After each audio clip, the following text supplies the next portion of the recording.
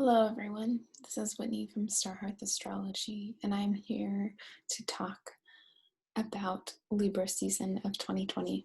So we'll do an overview of the sun's time in Libra, go over some transits, and look at the lunations. Thank you for being here. So as we enter Libra season, we've reached the part of the year where the light starts falling towards darkness. And it's really the time of year where we realize that we reap what we sow. And so we're bringing in the harvest in more ways than one and having to examine how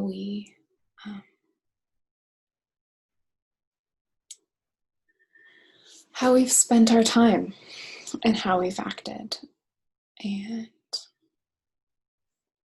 this Libra season offers real questions about what is worth fighting for. And so we'll see that as we get deeper into looking at some of the transits.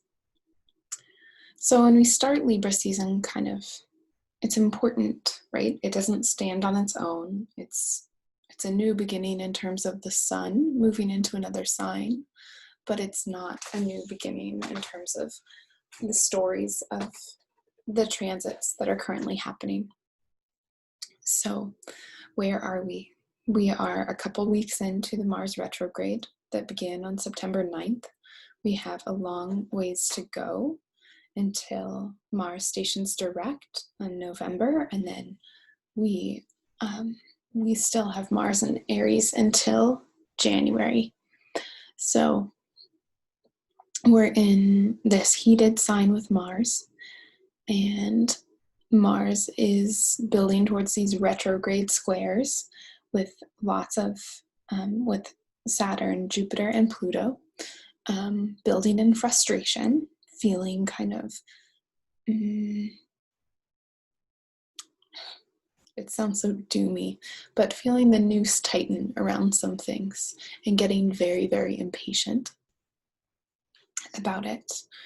We have some outer planets turning direct. Jupiter turned direct on September 12th in Virgo season, but Saturn will turn direct on September 28th, and Pluto turns direct in the beginning of October. So we have them moving forward again. And so they're outer planets, so they're not creating as much havoc as the personal planets when they move retrograde. But they are halting forward motion in some things. And honestly, in some of those things, it might be nice to halt forward motion. And now that they're moving forward again, we might be experiencing more difficulties with Pluto moving forward. We have Mercury and Libra squaring the Capricorn planets. So now we have the messenger, the thinker, the ruler of commerce and interchange coming into dialogue with the Mars retrograde and all of our planets in Capricorn. And it's kind of turning up the heat because now we have this desire to make peace with Mercury and Libra, but it's having to contend with a very frustrated, martial Mars and very heavy-handed Capricorn planets. And as Libra season opens up, we're in the first quarter of the lunar month. We switch into the second quarter very, very quickly, but we have that waxing, building energy that's going to build towards the full moon on October 1st. So what does it mean for us to be in Libra season? Well, one thing to know is that the sun is in its fall in Libra. So the sun struggles to express very solar things in Libra. And one of the ways that I see that is that, right, one of the things that we learn from the sun being exalted in Aries is that the sun prefers this clean, clear way of understanding itself and expressing itself. And in the fire signs, the sun rules a fire sign and is exalted in a fire sign, and so can express itself quite clearly. And Aries has the oomph and the forward drive to create that. Whereas Libra is reflective, is responsive, and that's not really the nature of the sun. The moon is reflective. Venus is harmonizing, and Venus is the ruler of Libra. But the sun, it diminishes it in some way to put it into that sign.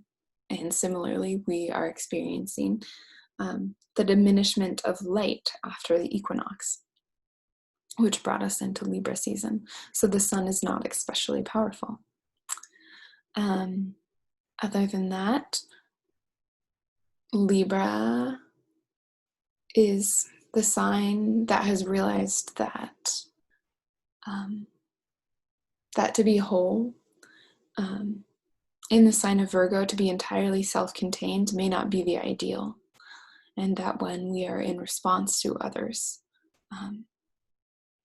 we might come to a different, more balanced understanding of ourselves as a participant in the world around us, and not kind of the proud embodiment of Leo or the self-effacing service of Virgo, but the harmonizing place of Libra, which is also a place that is full of paradox, which is why I put up this quotation: the opposite of a great truth is also a great truth. And that as kind of being a motto of Libra, right? Two contradictory things can be both true at once. If you can hold the tension of the opposites. Libra season is the season for reconciliation. If amends need to be made in your life to someone else, but also to yourself, things have been thrown out of balance. This is the season to come back into balance. But that, obviously, right, that's not a story of this direct solar empowerment. It's a story of reflection. It's a story of rebalancing. And so that could be some of the reasons why the sun struggles a little bit here. But of course, when you're looking at this in your own chart, we look at where Libra falls in our chart, and seeing the sun move through that kind of gives us a clue as to where in our life we might be feeling some illumination happen. Where can we access kind of the divine plan? In which area of life is its light being shown? And so that's a way that you can look at your chart. In my chart, Libra is in the 9th whole sign house, and that has to do with belief systems, higher education, travel. Obviously, I'm not traveling. I'm contemplating going into another astrology training program. So thinking about that, but also thinking about the belief systems that underpin a lot of the assumptions that allow me to move through my life in an autonomous way. And that's kind of Aries energy. And Libra is that deeper examination. So it's the season for that. I always like to look at kind of where the lunations fall, how the rising energy of the month falls. And so we begin just very close to the first quarter moon, which happens in Capricorn. We build to an Aries full moon on October 1st. Then it falls. We have our entrance into the fourth quarter of the lunar month in Cancer, with the moon in Cancer. And then a Libra new moon on October 16th. And then as we come out of it, the sun switches into Scorpio just before another first quarter moon, and movement into the second quarter of the lunar month. So based on what the moon's doing, we should see the first part of Libra season probably be more active and outward, and the second part be more inward and percolating with some really strong lunations. And I'll touch on those briefly, but I also make separate videos for each lunation. So I'll post those a few days before they happen. Okay, looking into the major transits of this Libra season. Well, at the very beginning, on September 23rd, Mercury enters the shadow of its retrograde, and it enters that shadow square to Saturn. So the shadow of the retrograde is where Mercury slides into the degrees that it will retrograde back over. And so the pre-shadow is what it's called, the shadow before the retrograde, is the prelude to the themes and topics that the retrograde will cover. This retrograde in Scorpio will move over from almost 12 degrees of Scorpio back into just into the 25th degree of Libra. So if you have any planets there, that's significant. It's interesting, it straddles two elements. So we have the water sign of Scorpio and the air sign of Libra, and it will retrograde back out of Scorpio, which is a lot of under the surface suspicion, and into the harmonizing space of Libra. And so how we respond to our own and other people's secrets, the status of secrets, which will have a lot to do with surprise revelations in the months to come, will be something that we are looking at and thinking about. The Mercury will station retrograde on October 13th, so this retrograde will carry us into Scorpio season as well. So it's kind of an ongoing transit, but the important point here is to start kind of noticing. And by noticing, I'm kind of seeing, well, this reflects so much of my daily life, but I'm seeing Mercury walk around the house with a laundry basket, picking up all of the topics, or maybe it's just one, that it will have to review during its retrograde. It's also square to Saturn, which means hard truths. And so maybe, right, Mercury in Libra. Libra is trying to reconcile and find balance, and Capricorn is holding the line and not wanting to compromise. And Libra can be a little crushed by that. And so Mercury is definitely the one getting crushed here about what's possible, and maybe kind of losing the will to, losing faith that diplomacy can solve everything. Then later on that day, on the 23rd, we have the moon square the sun, and so we enter the second quarter of the lunar month. We have Mercury opposite Mars very early in the morning on the 24th. And that is a good day for fighting words, though you may experience it the day before. There's a lot of tension there. Mars retrograde in Aries especially does not want to compromise. And so that tension of that square that's building between Mars and Saturn, which won't perfect until the 28th, Mercury is getting in and getting tangled. So you got to be really careful with your words because they get supercharged. Then on Sunday the 27th, we have Mercury moving into Scorpio. In Scorpio, it gets a lot less verbal. It's a lot less worried with people pleasing. Mercury in Scorpio might think along the lines of, if your words don't improve upon the silence, don't say anything. It's quite suspicious. So if anyone wants to rewatch Game of Thrones, there's a lot of Mercury and Scorpio energy that goes on with all of the suspicions and betrayals and underhandedness. Mercury and Scorpio would be a good tool to survive in that space. So we have Mercury entering Scorpio. It's still in the shadow of its retrograde, but now it's in the Scorpio portion.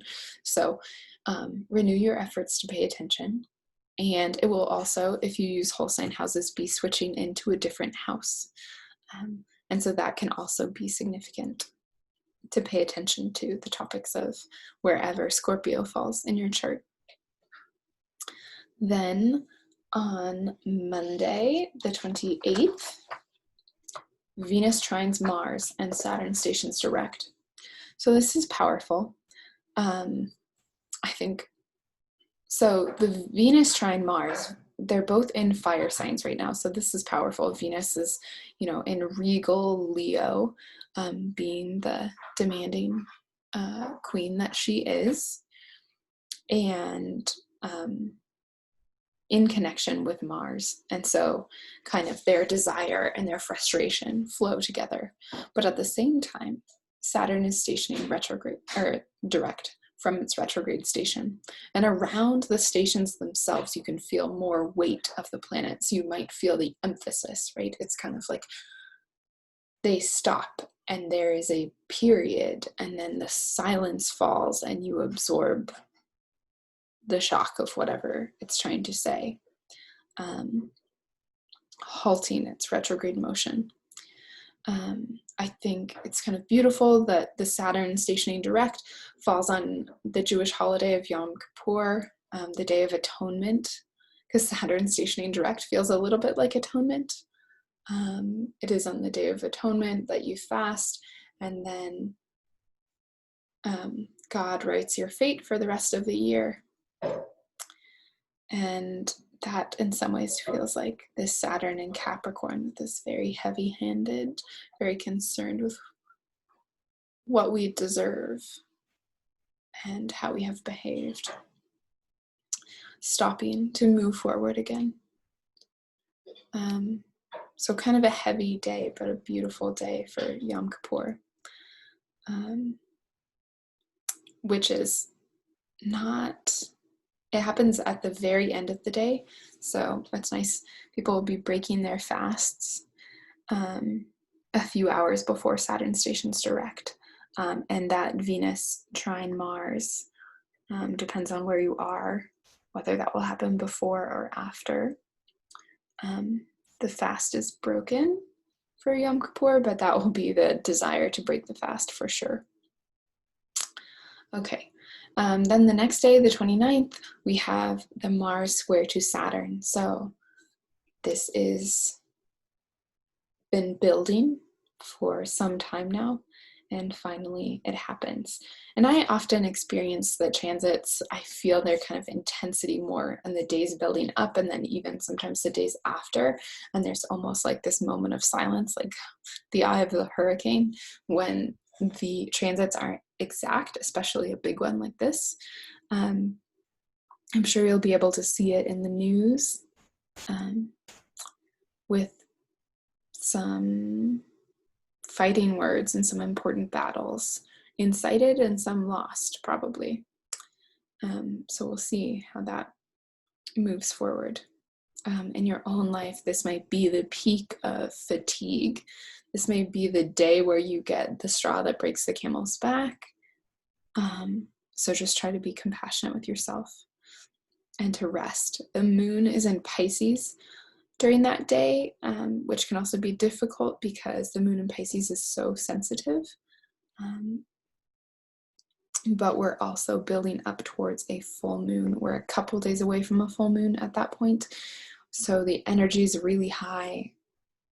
This is a day when, if I were to point to the day during Libra season when you'd be most likely to ugly cry, this is the day. So just have a lot of compassion for yourself. A couple days later, we have a full moon on October 1st. This full moon happens at 9 degrees of Aries and Libra. It's tightly conjunct Chiron, which can bring up wounds. And this is the full moon we get every year. That's the balance between ourself and others in Aries and Libra. Where do we need to kind of cut our losses, move forward, go it alone, go it solo? And where does partnership and reflection and harmonization offer a better way forward? And they can reach maximum tension, and things will break along those lines during this full moon. And I will go more into that and talk about I will go more in depth in my full moon video, which will be released right around the 1st. Then the day after that, we have Friday, and Venus enters Virgo. And she enters Virgo at 2:47 p.m. Mountain Time. And I say that because Friday is Venus's day. So I look where Venus is, and Venus is entering Virgo. And Virgo is the fall of Venus. Venus is exalted in Pisces. Pisces is opposite Virgo, and Virgo is the fall of Venus, because Virgo is a sign that denies pleasure, can forego beauty, can be self-sacrificing, can be a little humble for Venus. There's some really wonderful theories about how Venus shows up in Virgo, serving the underserved. I think, Gray Crawford, the astrologer, has some beautiful theories about Venus and her fall. But it means that that the struggle is unavoidable. And so Venus on Venus Day enters Virgo, the sign of her fall, and we're in Libra season, where Venus is our ruler, and now she's entered the sign of her fall, which means that Libra season is going to get a little bit more difficult, as if there weren't enough going on to kind of hold us underwater.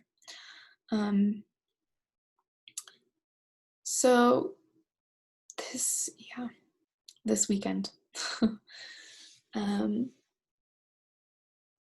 I would just say the theme for the weekend of the 3rd and 4th of October is recover.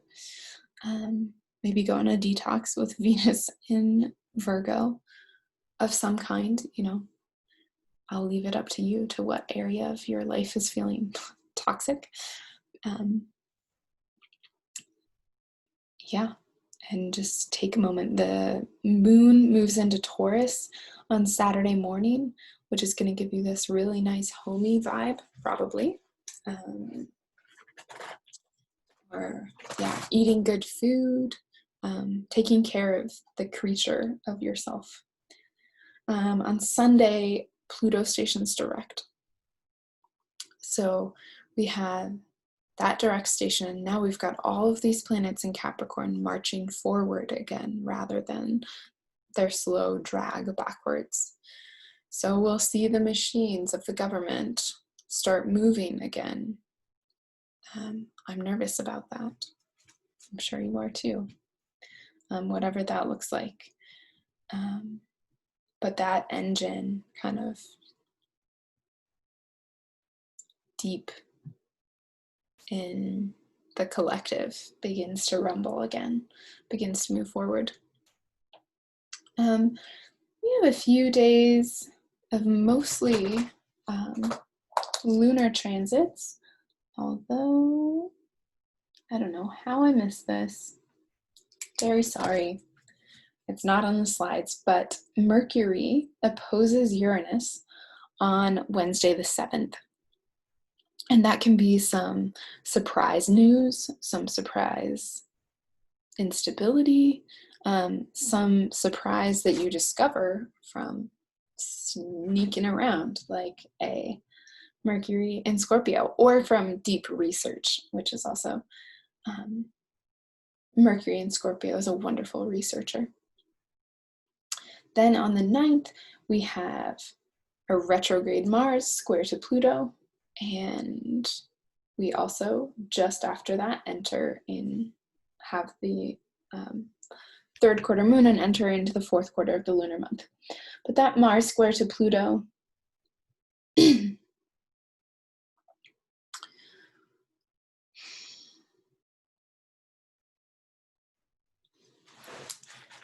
watching a lot of Game of Thrones, so I'm trying hard not to use Game of Thrones metaphors, but it feels so appropriate to a retrograde Mars square Pluto, feeling completely overwhelmed, completely frustrated, completely exhausted, and realizing that it just has to go beyond our individual wills, that the foe that we're contending with is beyond us. But it can reach a peak on Friday the 9th. So again, my guidance is always to be gentle, but also to not try and avoid the truth of it.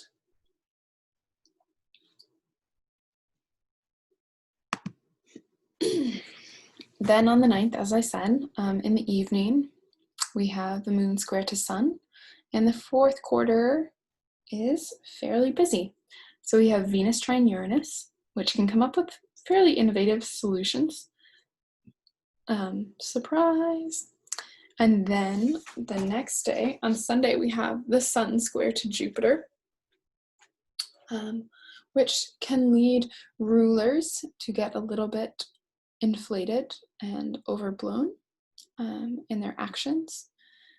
So we don't know anyone who might do that, do we? Yeah, well, we'll all see what happens then. Be careful of not getting too bombastic when that happens. They're both in Jupiter's in an Earth sign. The sun is in Libra.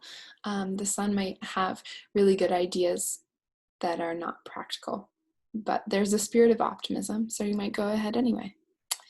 Then on Monday the 12th, Jupiter sextiles Neptune, which this has happened 2 other times this year, and against kind of the crazy backdrop of 2020, this is just a kind of dreaming of solutions. It's just this kind of dreamy little transit that happens in the background, which might be more significant in other years, but gets drowned out by the cacophony this year. We also have Venus sextile Mercury, which is a little bit nice. They are working on solutions in Virgo and Scorpio. They're probably just getting overwhelmed with data. Mercury's finding all this stuff. Venus is trying to sort it in Virgo. And they're just collecting a lot of data. Then on Tuesday, the 13th, we have the Sun oppose Mars retrograde. And this is really significant because this is the midpoint in the Mars retrograde. This is where the kind of most of the battle of the retrograde should have taken place. And this is kind of the crisis moment in the middle where whether you as the hero win or lose, you are gaining some valuable piece of information about the power of yourself and the power of your own will. And whether you win or lose, we kind of move out of the dark forest of the retrograde starting now. So make sure you don't throw the baby out with the bathwater. Even if on the surface it looks like you are losing some battles, what can you learn from them? Is everything lost? Did you lose the battle, or did you lose the war? And does some part of you need to die so that the rest of you can access more of your power? And then fatefully, Mercury stations retrograde on the same day. So even if you don't realize what it is you've gained or lost, Mercury is going to wander back through the halls of Scorpio to find it. This Mercury in Scorpio is ruled by a retrograde Mars. So now we have a retrograde Mercury and a retrograde Mars, which in some ways can feel like, if Mars retrograde is I don't know what to do, Mercury retrograde is I don't know what to think. So now you don't know what to think and you don't know what to do. So please just take a breath, because we're also almost in a balsamic moon, a couple days before the new moon. So please, maybe you will be exhausted at this point, but just take a breath. On the 15th, we have the Sun square to Pluto, and this is where we might feel some defeat, some fatigue. But what is important to know is that the cycles of time that bring us into these spaces will also take us out if we don't panic, we don't freak out, and we don't make impulsive actions that we'll regret later. Then we move into a new moon. A new moon in Libra at about 24 degrees of Libra, so right kind of in the heat of all of our cardinal mess. There is some kind of new beginning. And this beginning is less about creating and more about managing damage control for ourselves, for our families, for our country, for the house where Libra falls in your chart. Don't start big dreams. Think about healing. Think about balancing. Think about how you're going to pace your energy for the next 2 weeks up until our Halloween full moon conjunct Uranus. And I'll go more into that in my Libra new moon video. On Sunday the 18th, the Sun squares Saturn and Mars squares Jupiter. I don't know what to tell you guys. Libra season is frustrating. These are hard transits. These are frustrating transits. These are transits that will show you the limits of your own will, of your own desires. They will cut you down to size, especially if you have Mars as your annually perfected planet. If you have Mercury, probably if you have Saturn, it will just be very aggravating. You're going to try a lot of things and not many of them are going to work. So pace yourself. Then on Monday, the 19th, Venus trines Jupiter. That's kind of sweet. They're both in Earth signs, so it's going to look practical. Again, I think this is damage control. I think a lot of what Jupiter and Capricorn, the best it can do is damage control. Venus and Virgo, so we have Venus in its fall trining Jupiter in its fall. We've got both the benefics in its fall. Maybe they are just giving each other a hug and some moral support to keep going through the end of 2020. We also have Mercury in Scorpio opposing Uranus at 9 degrees of fixed sign. So if you have stuff around then, it can get lit up by this. This can really be the secret that maybe Mercury felt suspicious of when it opposed Uranus on the 7th. Gets revealed. Surprise truth, surprise revelations, surprise solutions too. It's not all negative.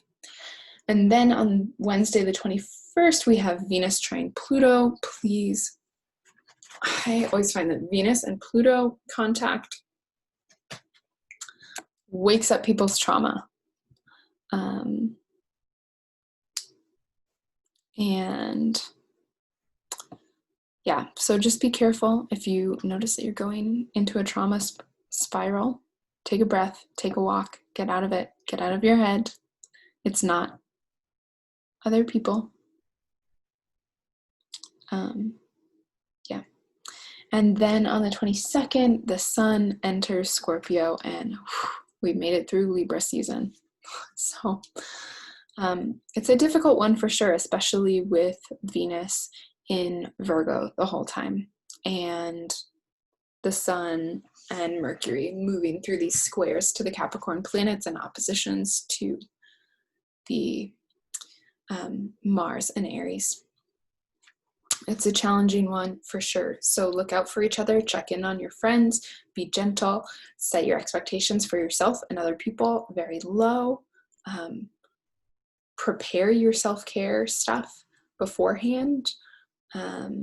Say no to anything that feels like it's extending too much energy, and keep marching on. A millimeter of progress a day is still progress in whichever area of your life you're fighting it, whether you are fighting it collectively, whether you are fighting it internally, whether you are just fighting for hope.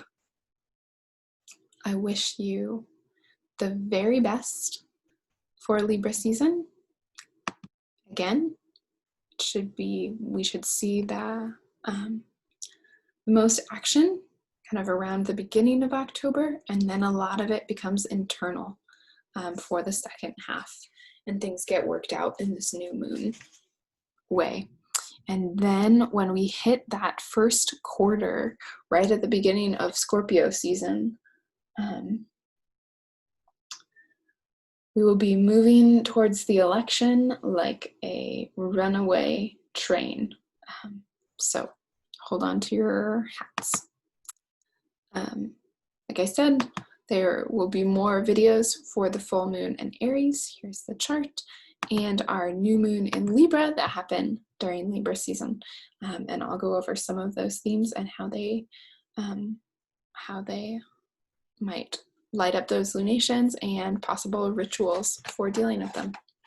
I wish you all the best Libra season we can have. Good night.